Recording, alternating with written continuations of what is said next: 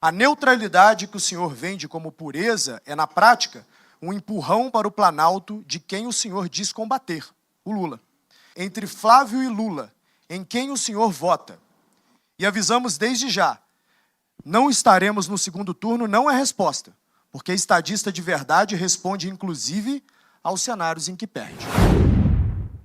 E eu já quero aproveitar e chamar ao palco o terceiro sabatinado do dia, Renan Santos, do partido Missão. Vamos aproveitar e ver um vídeo sobre a vida de Renan Santos.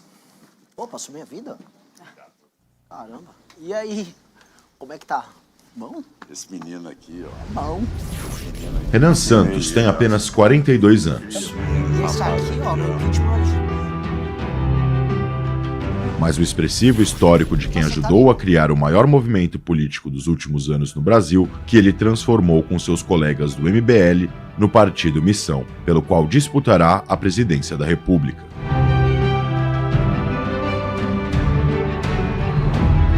Com uma atuação de destaque nas redes sociais, Renan dialoga diretamente com o eleitorado mais jovem e desafia os partidos tradicionais com um discurso agressivo.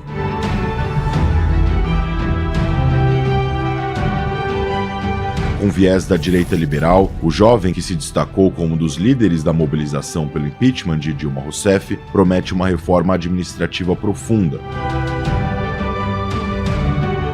combate à corrupção e uma política de enfrentamento ao crime sem concessões, inspirada no presidente salvadorenho Nayib Bukele.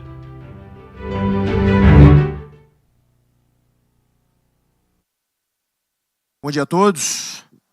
Candidato Renan, assim como falamos com todos os candidatos aqui, essa é uma entrevista de emprego para o próximo CEO do Brasil.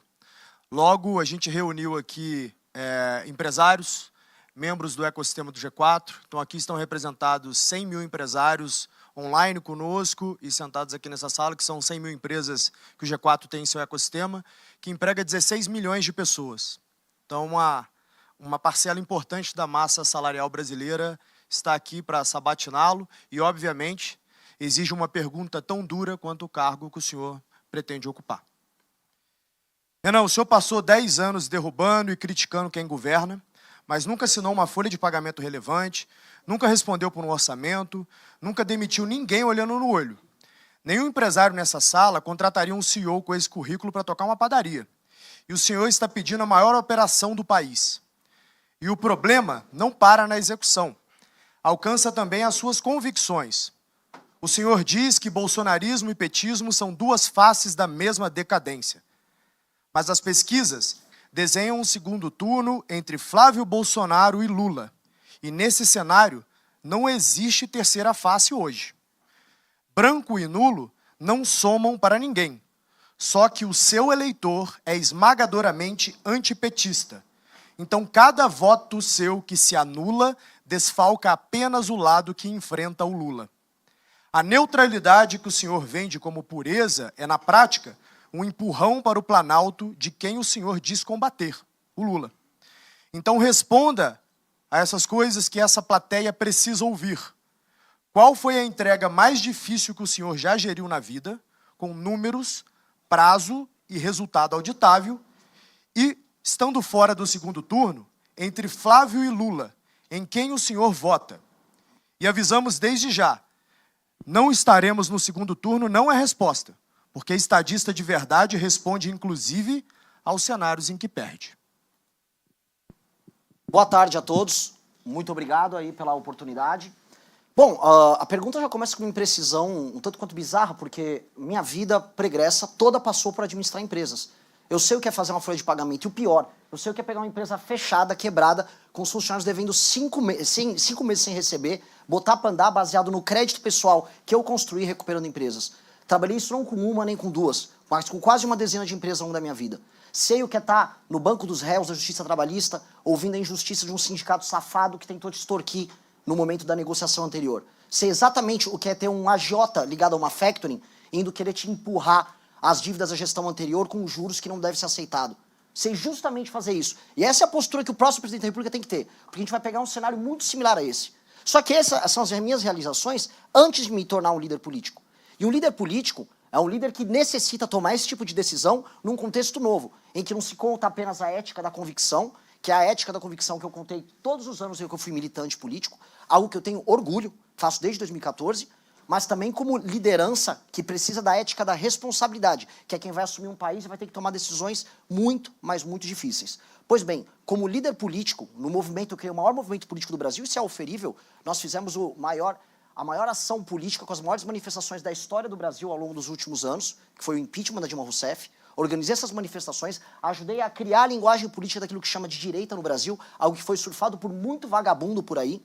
Depois disso, consegui criar um partido político, algo que o ex-presidente Bolsonaro tentou e falhou miseravelmente, estando no poder, botando seus filhos para tentar tocar isso, algo que naturalmente eles não conseguiriam com a baixa inteligência que eles têm à disposição. Fiz isso no menor período de tempo. Vamos comparar com o Partido Novo, que é um partido montado por executivos da iniciativa privada. Eles gastaram milhões e demoraram 5 anos. Eu consegui coletar as assinaturas em menos de 2 anos, com muito menos dinheiro, sendo um líder, acima de tudo, político, não um líder empresarial. Porque existe uma diferença muito grande entre ser um líder empresarial e político. E você, como uma pessoa que conhece Aristóteles, sabe muito bem disso. Não existe nada mais nobre do que a boa atividade política e a busca do bem comum. Nesse sentido, eu até não concordo, me permita discordar, Thales, da ideia de que eu estou fazendo uma entrevista de emprego. Porque liderar um país não é uma entrevista de emprego. Liderar um país é apontar o caminho de um povo como um todo. Meu objetivo não é obter um lucro, meu objetivo é obter um horizonte. São coisas diferentes, ambas muito nobres, mas elas têm naturezas diferentes. E a gente tem que entender essa natureza. E o que me qualifica nesse sentido para estar aqui, além dessa experiência pretérita e dessas realizações que são metificáveis, no partido político que eu montei, eu tinha uma folha de pagamento que envolvia milhares de jovens espalhados pelo Brasil. Milhares, que ficavam debaixo de chuva, debaixo de sol, tomando não na cara de um monte de gente, que falava, eu não vou acreditar em montagem de partido, o Brasil não precisa de um partido. E eu tinha que toda quinta-feira, toda sexta-feira, pagar o valor deles, obtendo doação, vendendo produtos, e montei um partido vendendo livro. Num país de pessoas iletradas que não dão valor à leitura, eu vendi livro e a venda de livro foi responsável pelos 50% do faturamento que montou esse partido. Então o que eu sou é um líder gestor qualificado no setor privado, porque a política, a atividade política que eu toco, inclusive o partido político, é um ente privado. E é um ente privado em que nós fazemos muito mais com muito menos. Criei a revista Valete, que é a segunda maior revista de política e cultura do Brasil impressa, depois da revista Piauí, não estou falando em digital, porque ela nossa é só impressa. Criei um ecossistema do Valete Plus com 50 mil usuários para produção de conteúdo independente, uma rede social própria. Isso nos qualifica usando, volto a colocar, o que há de melhor em termos de gestão para ser um grupo político inovador. E aí o que as eleições nos mostram é fazer mais com menos. Sobre a política de segundo turno, eu volto a repetir, eu vou lutar e um líder não vai ficar aqui falando, eu não vou para o segundo turno, e qual é esse cenário? Não posso fazer isso. Imagina o Alexandre em Gaugamela. Você ama o Alexandre assim como eu. Imagine o Alexandre em Gaugamela. Não sei, acho que vou negociar com o Dario. Não, ele foi até o fim. E eu tenho que ser assim. Porque o mesmo time, o mesmo exército de militantes que eu motivei a montar o partido político, eu tenho que motivar agora. E eu não posso ter compromisso com o erro. A família Bolsonaro e o lulismo são duas faces da mesma moeda, não porque são iguais, eles são diferentes entre si, mas porque ambos geram danos terríveis para o nosso futuro. A gente está penhorando o nosso futuro. A discussão política dessas eleições vai ficar centrada o quê? O Lula dá mais um pouco de pé de meia, o Lula dá mais um vale-gás para as pessoas e o Flávio Bolsonaro vai oferecer celular de graça para mulher, para melhorar a intenção de voto com mulher? Essa que se tornou a discussão política no Brasil, tinha que estar falando de desindexação, desvinculação, reforma de competitividade. Eu não aceito trabalhar com essas categorias. E isso não é ficar neutro, isso não é fugir. Até porque quando você adota esse caminho, o que acontece é que você apanha dos dois lados, que foi o que aconteceu comigo. Mas sabe o que acontece também? Você se torna um líder melhor. E esse é o ponto. Eu só estou aqui sentado, tendo a honra de estar sentado com vocês conversando, porque eu adotei um caminho, não da neutralidade, mas de enfrentar ambos, de não aceitar o erro de ambos. Isso me tornou um líder qualificado, que de acordo com algumas pesquisas, como é o caso da Atlas, já me coloca em primeiro lugar no público de 16 a 24 anos, ou seja, construindo um horizonte novo. E citando aqui um líder empresarial que deve ser referência para todos vocês, que é o Peter Thiel, ele já dizia bastante, crie seu próprio monopólio. Crie, antes de tudo, seu próprio monopólio. Seja líder de uma tecnologia que ninguém pode imitar. Foi isso que eu fiz para as novas gerações. Eu criei um pensamento político próprio, para um grupo político próprio, uma estética própria, uma liderança própria. E com base nisso nós criamos um nicho eleitoral próprio, com um sonho, um horizonte próprio, que nos deixam aptos a participar do grande debate. E é por isso que eu tenho a honra, de estar aqui com você, de poder discutir isso com você, de poder discutir com o Duda. E estar aqui. É uma visão que pode ser encaixada também como empresarial, no sentido de gestão, mas uma visão muito poderosa em termos de coração. Eu estou aqui por causa desse coração e é isso que vai fazer a gente mudar o Brasil. Obrigado. Mas, candidato, a resposta, vota Lula ou Flávio, sendo que Lula elege Eu voto Renan Santos. Eu não vou para a batalha pensando em perder. Eu voto Renan Obrigado, Santos. Candidato, deixa eu aproveitar e exibir rapidamente uma pesquisa da Real Time Big Data sobre o candidato Renan Santos. Fizemos uma sondagem com eleitores e aí fizemos a seguinte pergunta: qual é o maior feito de Renan Santos? 64% acredito que nenhum, 7% falam que é a criação do MBL, 8% falam que é a fundação do partido Missão, 20% falam da derrubada da Dilma Rousseff, ex-presidente da República. Temos outros slides também. E qual a promessa de Renan Santos soa melhor? Nenhuma, para 35%. Mutirão anti-Bolsa Família, 17%. Mudanças na educação, 13%. E guerra ao crime organizado, modelo penal diferenciado. Candidato, a partir dessa pesquisa eu quero fazer a seguinte provocação ao senhor. O que faria a pessoa física, Renan Santos, votar no candidato Renan Santos? Infelizmente tem que recorrer à resposta anterior. Ser um bom líder. Ser um bom líder. E algo que não está presente aqui, que é ter tomado as decisões duras que machucaram o meu grupo político, mesmo quando o caminho oposto soava mais fácil. Quando a gente enfrentou a Dilma Rousseff, e a gente começou a congregar toda aquela energia do antipetismo num caminho só, era um caminho relativamente fácil. Nós, os bolsonaristas, andávamos juntos, a turma do Partido Novo, todos andávamos juntos. Quando veio o governo de direita, em que nós precisávamos cobrar e discordar, e aqui eu vou fazer um elogio ao antagonista, que o antagonista adotou um caminho difícil à época também. Nós cobramos. Imagino que o antagonista deve ter perdido assinantes e clientes. Muitas pessoas perderam.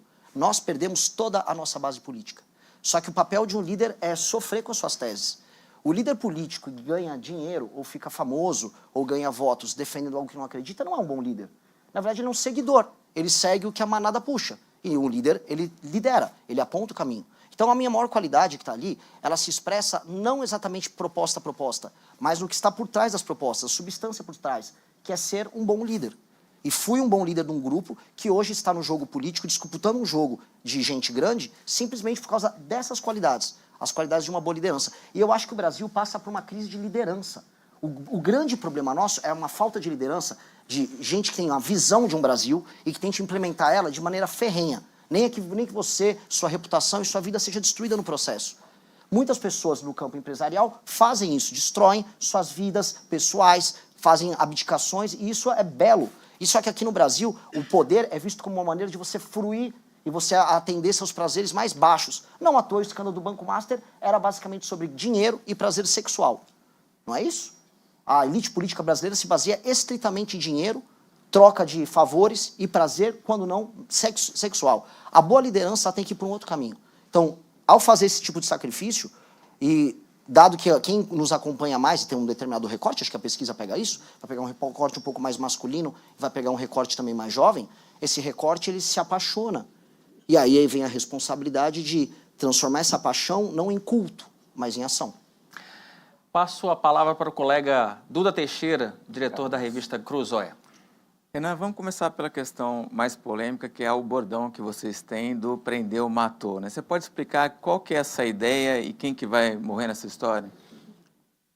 Eu espero que... Assim, eu recebi uma pergunta similar lá do pessoal da Globo, lá no nosso congresso, né? Ele falou, poxa, você quer diminuir as mortes, mas você quer aumentar a letalidade policial?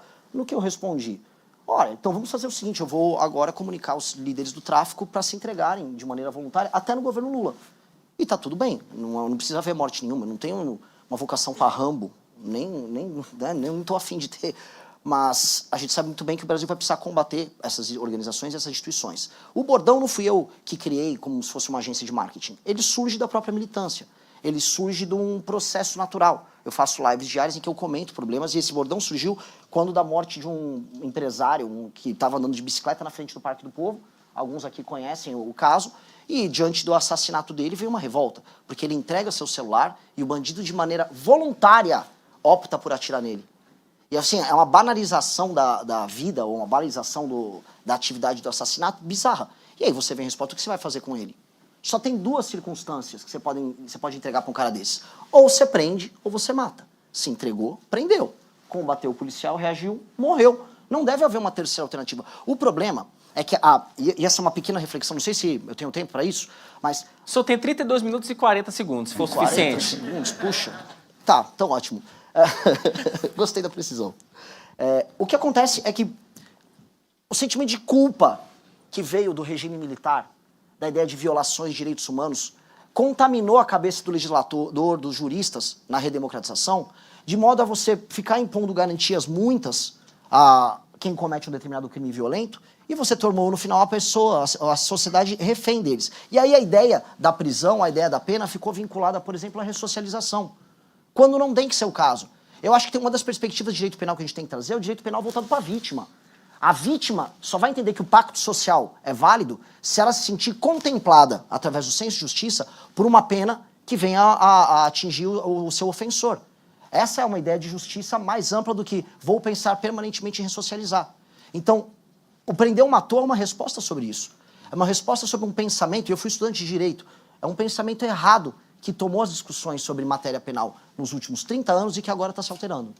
Candidato, o senhor falou em impacto social e algo que eu, inclusive, falei no início das sabatinas, é que um desafio do próximo presidente da República vai ser refazer um pacto social em nome da governabilidade, principalmente tentando restabelecer o sistema de freios e contrapesos, aquele que todos nós conhecemos por Montesquieu, etc, etc, Checks and etc. balances. Exatamente. Porque hoje vivemos uma balbúrdia, né? O judiciário legisla, enfim, o Congresso executa e o Poder Executivo fica dependendo desse tipo do próprio Supremo para poder fazer alguma coisa.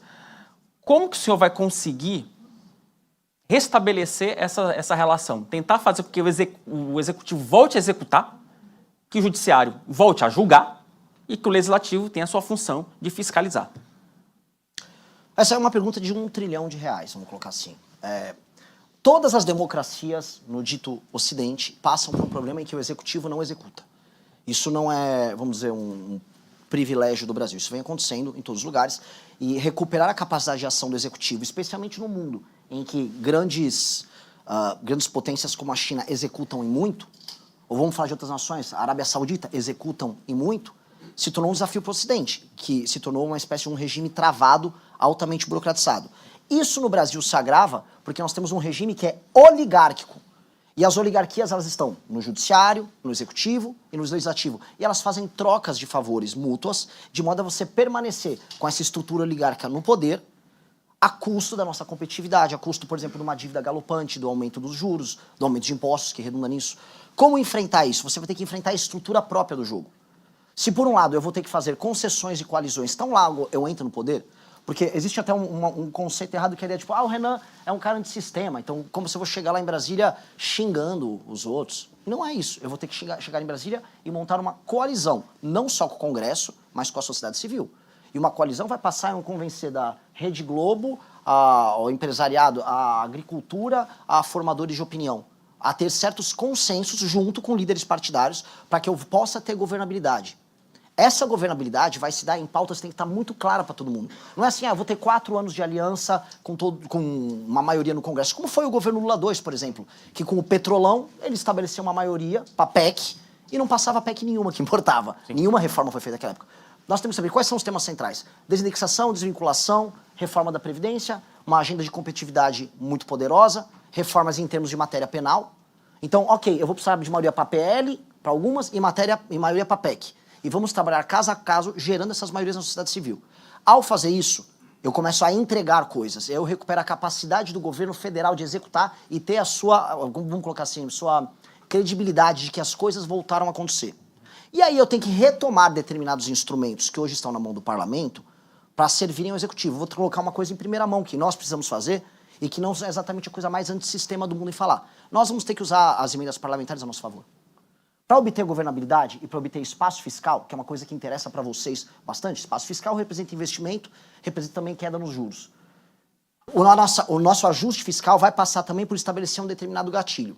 Todo valor, em toda votação orçamentária, que você reduz de despesa obrigatória, abre espaço para investimento. Sim. Abrirá também espaço para aumento das emendas. Elas não serão mais condicionadas à receita, elas serão condicionadas ao aumento do espaço de investimento. Porque o Congresso Nacional tem que ficar vinculado a cortar gastos obrigatórios para aumentar o espaço de investimento. E aí a gente disciplina o funcionamento das emendas.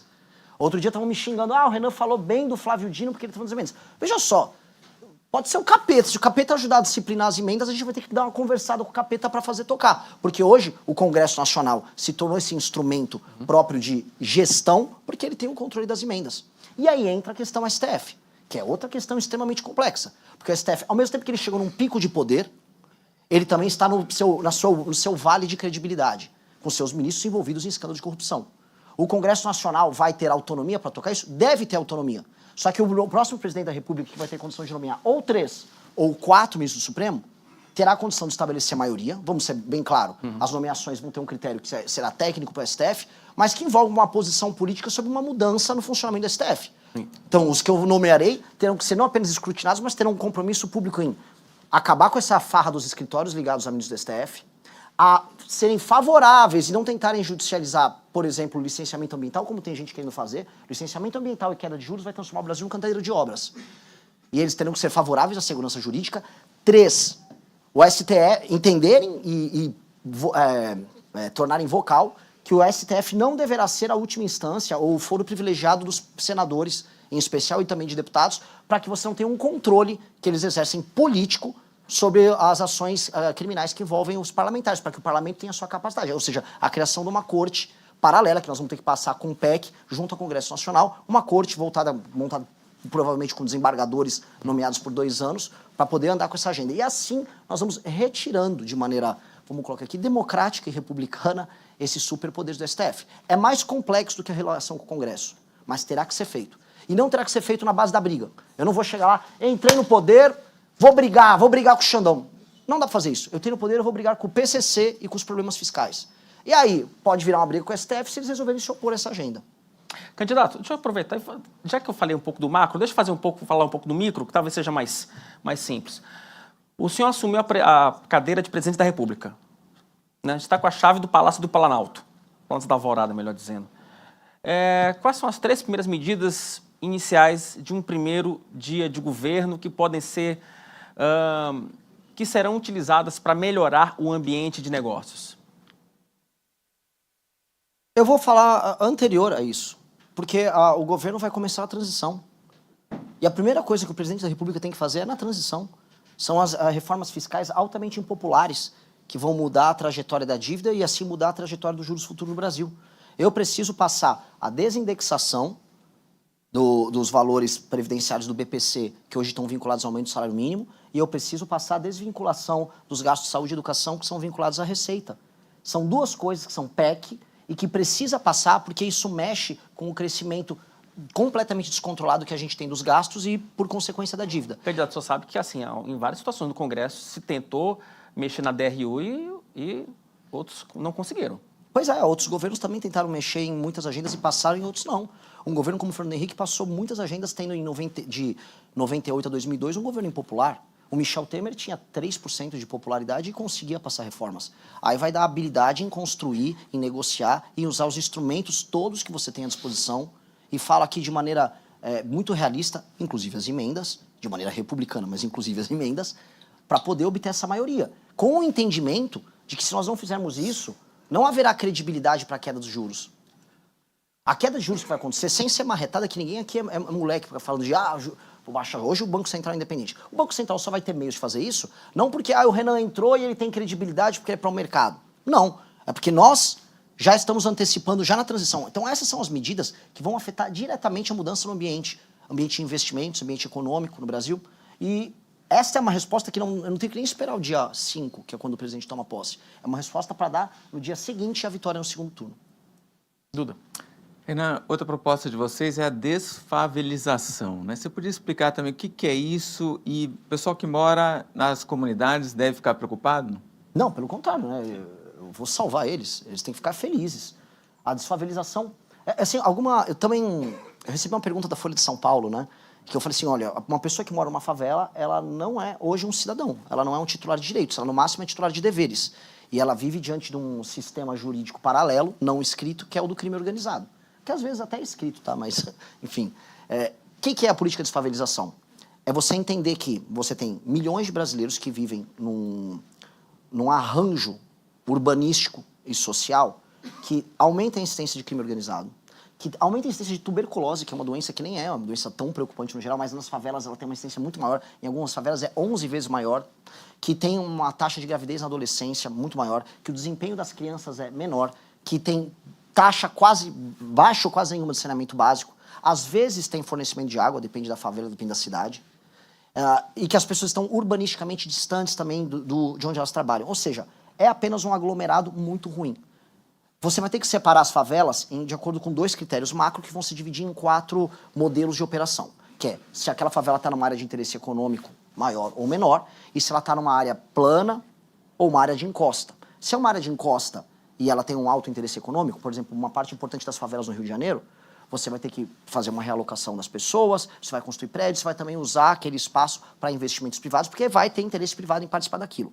Se a pessoa está numa encosta, como por exemplo em Juiz de Fora, que nesse ano teve aquela crise com as chuvas, eu mesmo fui visitar ali.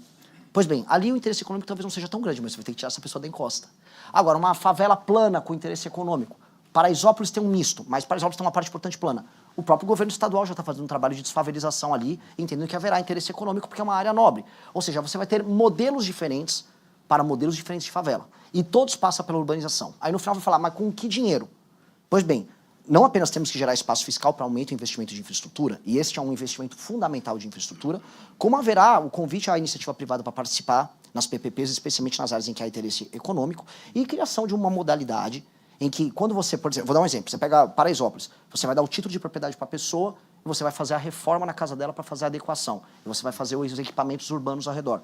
Aquele título de propriedade vem com um valor muito módico. Eu estou pegando até a experiência que o Mauro Mendes e o governador, o Piveta, estão fazendo lá no Mato Grosso, de você pagar um valor mensal mínimo, menor do que o da Minha Casa Minha Vida. Até porque essa pessoa já entrou como se fosse a entrada com o barraco dela ou a casa dela. E aí, nessa adequação que é feita, a pessoa ganha um título de propriedade, que acaba sendo formalizado na economia. Aquilo vai acabar se pagando também, porque aquela pessoa é formalizada na conta de luz que ela paga, no próprio IPTU que ela paga, com um regime de transição, que ela está saindo hoje de um processo completo de informalidade para um processo de formalidade.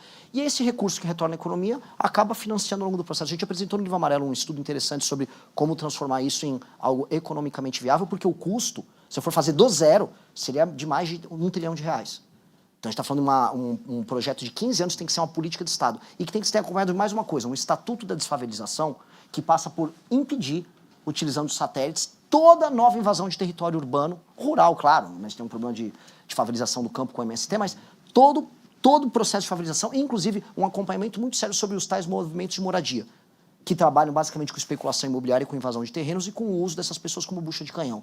Então, invadir terreno público ou privado tem que ser muito combatido. Tem que passar a régua nisso. Passar a régua, e quem hoje mora numa favela tem que entender que ele vai ser alvo de um plano, e um plano que vai entregar dignidade e cidadania para ele. Candidato, deixa eu só voltar um pouquinho para a economia. Há alguma perspectiva no seu governo de redução de ministérios, redução de cargos comissionados? Tem meta para isso? Redução de ministérios, assim, por mais que seja um sinal que você passa, apresentar isso como nossa, eu estou reduzindo os gastos, isso aí acho que é meio conversa. É legal, tipo, vai o Milei, afuera. Mas quem está no ministério hoje com um cargo que não é comissionado, ele vai continuar na folha. O prédio vai continuar existindo, pertence à União. Acho que o critério que tem que utilizar é, vou remodelá-los de acordo com o modelo de gestão. Então, o Kim Kataguiri vai tocar um ministério de gestão nosso, que vai congregar previdência, que vai congregar trabalho, que vai congregar planejamento. Ou seja, a ideia nossa, inclusive, com ele, é a gente montar uma espécie de uma startup no próprio Palácio do Planalto, junto com a Secretaria-Geral, congregando essas áreas que são estratégicas. E esse próprio Ministério cuidar de a gente olhar todo o capital humano que a gente tem à disposição, como uma espécie de um super RH, e aí você fazer as relocações e readequações que são necessárias. Até porque existe assim, muito preconceito com o comissionado, mas em muitos ministérios, em muitas prefeituras, é o comissionado que toca a gestão. Então, boa parte da equipe técnica, que a gente chama dos ministérios da Fazenda, que passa para eram bons cargos técnicos comissionados que foram colocados lá. Então, você não mexeria nisso? Ou mexeria não, eu de uma forma relocaria muito de pontual? acordo com a necessidade de gestão. Eu botar uma meta específica, para mim é mais perfumaria e eu fugir do que é verdadeiramente popular, mas gera resultado fiscal. Eu falar da desindexação do salário mínimo, da aposentadoria do BPC, do aumento do salário mínimo, é impopular, mas te dá resultado fiscal muito grande.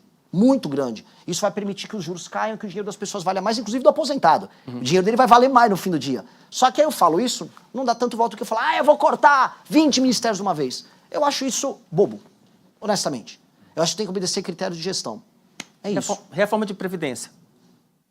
Reforma paramétrica, está inclusive protocolada por nós. A gente tem que alterar os parâmetros, vocês têm que um gatilho automático. Inclusive a OCDE tem uma lista das nações que trabalham nessa linha, que é você tem um gatilho automático conforme a idade avança, naturalmente o sistema previdenciário se adequa àquilo. E nós temos que reduzir as exceções. Reduzir ou quase encerrar as exceções. Nós temos tanta exceção, e a última reforma incluiu tanta exceção, que no fim do dia ela nunca tem o efeito que ela precisa, tanto que ela precisa ser refeita. E eu vou te falar, eu gostaria de passar a Previdência junto nesse pacote que envolve desvinculação e desindexação, na transição. Só para fechar, para entregar para o Duda, né? Eu queria aproveitar só explorar uma questão sobre incentivos fiscais. O senhor, num eventual governo Renan Santos, o senhor cortaria incentivo fiscal ou faria uma análise, faria uma readequação? Vou cortar muito incentivo fiscal e também farei muita readequação. Você tem modelos que funcionam e modelos que não funcionam. O do agro funciona. O do agro funciona. E quando comparado aos nossos concorrentes no mundo, o subsídio é muito menor do que os nossos concorrentes globais.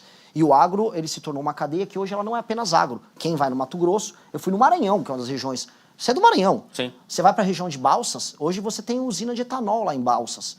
E é o agro, o capital do agro, gerando tecnologia e se tornando agroindústria, para exportar. Aquilo mudou a dinâmica em Balsas. Quando você vai para Pinheiros, a terra do Sarney, você vê um negócio decadente, triste. Você vai para Balsas, por mais que urbanisticamente ainda tá se arrumando, já é outra energia. Você vai para o Mato Grosso, outra energia. É a transformação do agro em agroindústria. Então, isso está dando frutos para a gente. Inclusive, boa parte do projeto que a gente tem que ter de Brasil, de sair o Brasil do Bolsa Família, passa a entender que o papel da agricultura ali é um papel transformador. Ele muda a dinâmica política, econômica e social desses lugares. Então, isso é um exemplo do que funciona, mas, logicamente, é aquela coisa, né?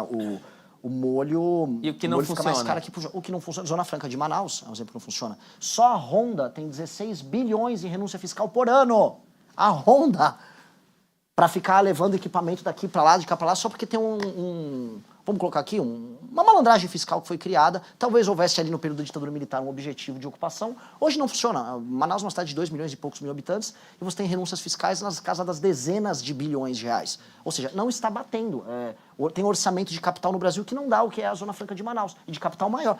Me corrija aí o pessoal que está aqui, mas eu duvido que o orçamento do Rio de Janeiro seja maior, da cidade do Rio, que é bem maior do que Manaus, do que o dinheiro que vai para a Zona Franca de Manaus. Então, lógico que é uma distorção, e essa distorção precisa ser corrigida.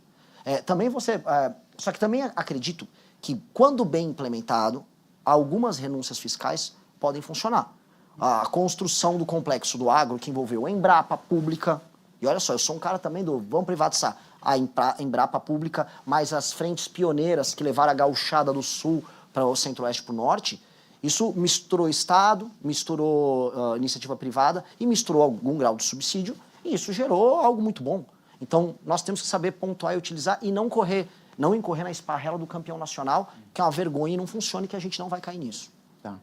Candidato, como jornalista, li o plano de governo de vocês e fiquei preocupado com aquela questão do código de imprensa. O que vocês querem colocar dentro desse código de imprensa? Tem risco aí de censura? Não fique, muito pelo contrário. Você é um jornalista sério e eu acho que a sua categoria está sendo assaltada por uma modalidade nova que eu vi rodando no Brasil. E que eu acho que talvez vocês estejam acompanhando. Algumas páginas de fofoca no Brasil, na verdade, existem dezenas de milhares de páginas de fofoca. Elas atuam como veículos jornalísticos dos municípios e são compradas pelos prefeitos locais. É dinheiro público que é usado e ninguém sabe que é dinheiro público sendo utilizado por um veículo de imprensa. Isso entra como verba publicitária porque elas são congregadas dentro de agências.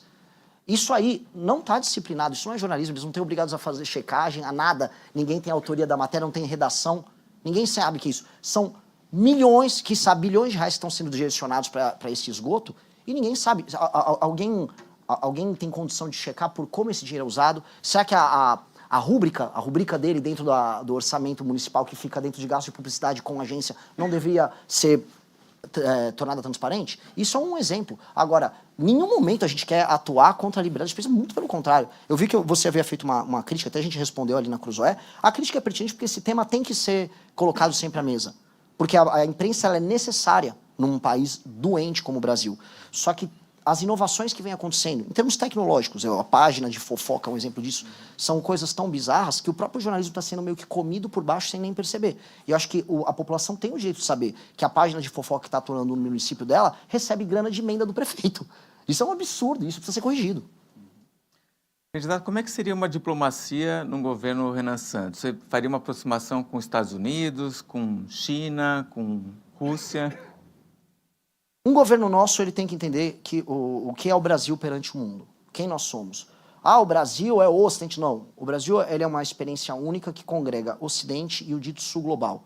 O Brasil é como se ele fosse uma porta, um portal entre o Ocidente e esse mundo novo que envolve África, que envolve Índia, que envolve a Ásia. E o Brasil consegue congregar isso de maneira carismática e apaixonante. Então, o Brasil é um país que não tem rejeição perante o mundo. Na Copa do Mundo tinha mais gente torcendo pela seleção em Bangladesh, na Índia, não sei se vocês acompanharam isso, do que nas cidades do Brasil. Este papel nos coloca não como um baluarte que é um aliado automático dos Estados Unidos, como parte da direita quer ver, mas como uma nação que vai ter que saber fazer esse papel, vamos colocar diplomático internacional de soft power, e em termos de atração de investimentos, com uma dinâmica pragmática. Vou dar um exemplo, terras raras. Os Estados Unidos não fez a lição de casa dele com as terras raras. Não fez. Inclusive, eles venderam a tecnologia para a China, as empresas privadas deles. A China pegou nos anos 80 a tecnologia americana, investiu tudo em processamento, tem as maiores reservas, tem, se eu não me engano, mais de 90% do processamento de terras raras do mundo. Para você fazer um F-35, caça americano, o maior instrumento de guerra dos Estados Unidos, você precisa de meia tonelada de terra rara. Os Estados Unidos dependem da China para isso. Estão na mão, não se planejaram. Agora eles olham para o Brasil que tem 20% das reservas, pelo que a gente sabe. Aí os Estados Unidos, não, preciso extrair sua reserva aí. Isso que os Estados Unidos ele tem um processamento de 1 ou 2 elementos. Aí o Brasil vai olhar e vai falar o quê? Só extrai e leva embora? Não, qual é o nosso papel nesse novo jogo geopolítico? Na nossa visão, eu tenho que sentar com a União Europeia, tenho que sentar com Taiwan, que precisa de terra rara também, eu tenho que sentar com o Japão, tenho que sentar com os Estados Unidos, com o Canadá e com a própria China e estabelecer um sistema relacional em que há transferência de tecnologia e investimento e parcerias de longo prazo envolvendo isso. Porque as terras raras vão colocar a gente, vão fazer com que a gente possa tirar o gap tecnológico em matérias que a gente ficou completamente para trás. Então, do ponto de vista geopolítico, uma reorganização que nós vamos precisar fazer e que não é uma resposta fácil, porque você vai ter que sentar e negociar com todo mundo. Com absolutamente todo mundo. A União Europeia tem um interesse numa reindustrialização dela focada nisso. Mesma coisa os Estados Unidos da América, que tem uma dependência geopolítica desse tema. Vamos para outro tema, data center. Hoje o Brasil não está em condição de falar, pô, eu estou aqui na fronteira do conhecimento IA. Mas boa parte das IAs do mundo vão precisar de infraestrutura de data center com energia limpa sendo tocada em vários lugares ao redor do mundo. O Brasil está numa posição boa para isso. Basta nós tocarmos direitinho o nosso licenciamento ambiental, não deixar a ONG ficar sabotando a instalação dos nossos data centers, como tentaram fazer agora no Ceará, porque houve tentativa explícita de sabotagem com o pessoal da Casa dos Ventos, que trouxe os data centers ali. Do ponto de vista logístico, a gente está num hub de fibra ótica que recebe fibra dos Estados Unidos e que redistribui para a África e Europa. Ou seja, a gente está numa posição boa, que caso a gente use as nossas matrizes energéticas, diminua os juros, entra investimento, a gente se torna essa infra, que aí você também ganha poder e leverage para negociar também troca de tecnologia e, inclusive, capacidade de investimento para a gente poder criar as nossas próprias IAs aqui, né? Não sou tão otimista no curto prazo, mas acho que no longo prazo, do ponto de vista diplomático, a gente consegue quebrar o gap nessas áreas. Candidato, vocês pensam em reduzir o número de municípios no Brasil, né? Qual que seria o critério para fazer essa redução? Isso está no nosso Deixa livro eu amarelo. aproveitar esse questionamento do colega para fazer um outro questionamento. Como uma proposta dessa passa num Congresso em que o deputado federal normalmente depende do prefeito para ter voto? Posso me estender nessa? Eu acho que isso aqui é o tema mais legal para a gente tratar. Se a gente for falar de reforma política no Brasil, nós temos que falar disso. Porque muita gente fala em reforma política, vamos mudar o modelo para distrital misto. Isso pouco importa no regime atual. Vocês que fazem cobertura política têm que entender que, e vocês entendem, claro, que o município se tornou, especialmente o município com baixa atividade econômica, um executor de recursos que vem do governo federal e executor de emendas do padrinho político do prefeito, que é o deputado que recebe a emenda. Hoje, o que é um deputado federal? Ele é um gestor de uma série de, vamos colocar, filiais que ele tem, que são municípios, e eles executam as emendas dele, fazem o show do Wesley Safadão para se reeleger, não tem nenhuma obrigação ou compromisso com indicadores de desempenho, os famosos KPIs que vocês tem que colocar nas empresas de para vocês poderem validar se a empresa está funcionando ou não. E aí, eles giram esse dinheiro, não há aumento da atividade econômica nos municípios, até porque aumentar a atividade econômica significa diminuir o ciclo de dependência do cidadão para com o prefeito, com o deputado. E aí o deputado, quanto mais cidades ele tem para ele controlar, que é esse o jogo político de um deputado federal, mais poder ele tem em Brasília, por isso mais demanda emenda, e as emendas são utilizadas, especialmente do orçamento secreto, para alimentar esse jogo.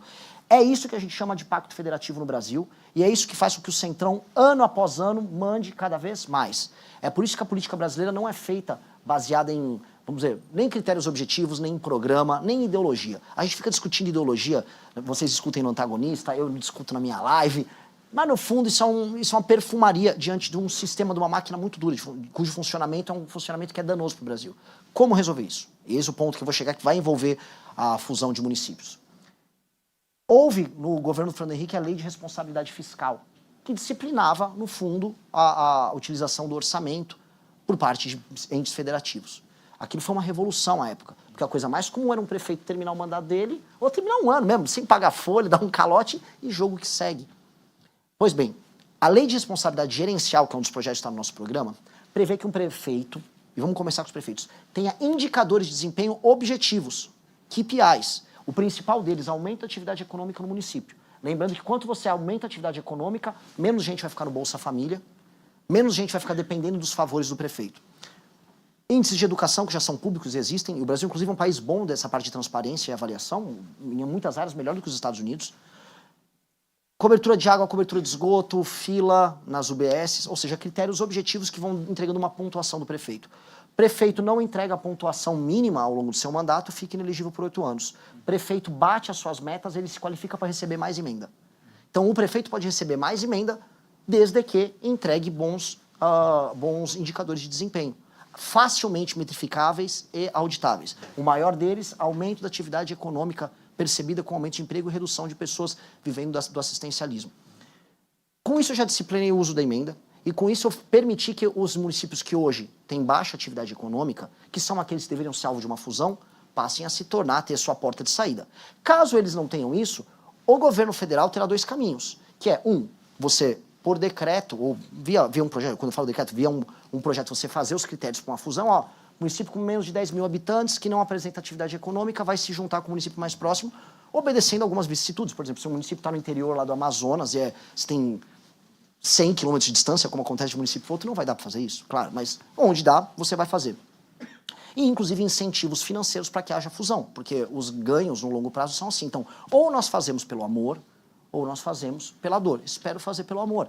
E o amor é bom para os prefeitos, porque um dos elementos que tem que estar, né, vocês conhecem, tipo privado, sistema de incentivos.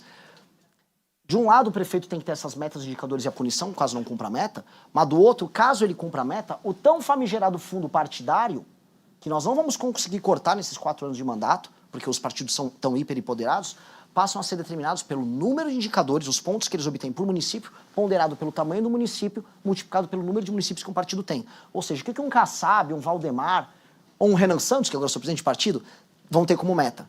Corpo técnico, boas prefeituras com boa gestão, atingindo bons indicadores, meu partido vai ser recompensado por isso. Você altera a dinâmica. Essa alteração dinâmica impacta a questão da fusão dos municípios e impacta o que seria, na minha visão, a grande reforma política do Brasil. Ou seja, a gente realinha esses interesses. Para mim, isso é a coisa mais importante que o meu mandato teria que fazer. Ela é menos popular para eu falar, mas ela é mais importante. E essa é a reforma que a gente atinge diretamente o coração do Centrão. Porque eu não vou conseguir, não sei se eu não quero... É que sim, eu não vou conseguir destruir o Centrão no meu governo. Eu acho o Centrão um problema tão grande, por vezes maior do que a esquerda. Sim ou não? E aí eu entrego também para o senhor para suas considerações finais. Tem que responder rápido, né? Não, é sim ou não? É sim ou não. Bate-bola, jogo rápido. É difícil, sim ou não? Redução da maioridade penal. A favor ou contra? Sim. Impeachment de ministro do Supremo. Sim. Flexibilização do aborto. Não. Cancelamento de Bolsa Família. Não tá precisa, né? Porque uma Bolsa Família, para quem, vamos colocar aqui, num município que não há atividade econômica, é crueldade pura e simples. Para uma pessoa que está usando isso como um instrumento para ficar na informalidade e pegar um bico, como o agro reclama, eu vou acabar. Tá. Pena de morte.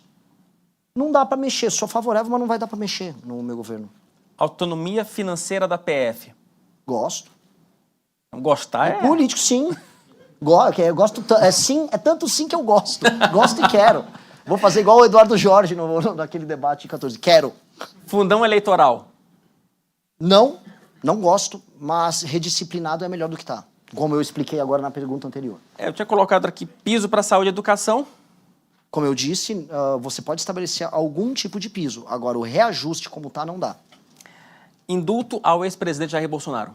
Dosimetria para ele e para todo mundo dia 8. Quem cometeu o crime, simplesmente porque é de direita, não pode não ser punido pelo crime. Mesma coisa, tem um cara de esquerda, se o Lula perdeu a eleição, o pessoal do MST invade tudo, vamos anistiar eles. Não. Cometeu o crime, vai ser punido, mas com um julgamento justo. Porque por isso que a dosimetria é uma solução política boa. As forças políticas vêm diante de um caso bizarro, em que o STF sai da linha, e em que a população e lideranças políticas saem da linha, e fazem um pacto para pacificar o Brasil. Dosimetria. Tá certo. Candidato, 2 minutos para suas considerações finais. Já te agradeço de antemão pela participação aqui no evento. Eu queria primeiro agradecer assim, a honra incrível de estar aqui presente. Eu queria primeiro agradecer também todos os jovens que coletaram assinaturas que me permitiram estar aqui. Eu só estou aqui porque gente se sacrificou, teve gente que tomou ameaça de morte, gente que foi esfaqueado na rua coletando assinatura para o nosso partido. Eu estou aqui pelas pessoas que foram corajosas em falar não diante do like fácil, do view fácil em redes sociais, de todo mundo que resiste à tentação e de todo mundo que está aqui não porque, eu não sou o Lula, é porque eu não sou o Bolsonaro, mas sim porque a gente tem a chance de tornar esse país uma das 5 maiores potências do mundo nos próximos 30 anos. Se você é ambicioso, se você tem essa energia, se você quer construir isso e não quer ficar de conversa mole, prazer, nós somos a tua casa e a tua casa está te aguardando. Obrigado.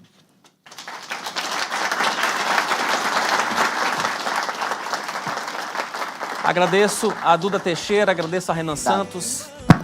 Esse é o Brasil Protagonista. Se inscreva no nosso canal.